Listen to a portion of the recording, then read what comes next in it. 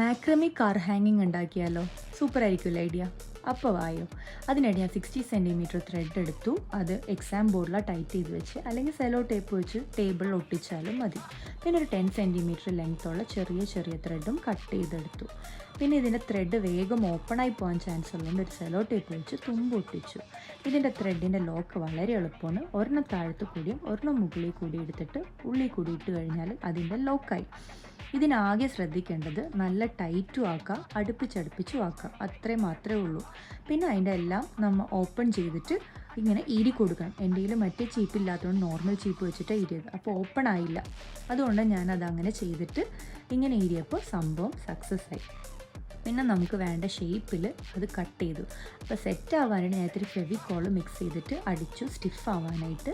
പിന്നെ ലാസ്റ്റ് ഇത് കാർ ഹാങ്ങിങ് അല്ലേ, കുറച്ച് സ്പ്രേ ഒക്കെ അടിച്ച് സെറ്റാക്കി. അപ്പോൾ ഇന്നത്തെ ഷൗട്ട് ഔട്ട് ഇവർക്കാണ്.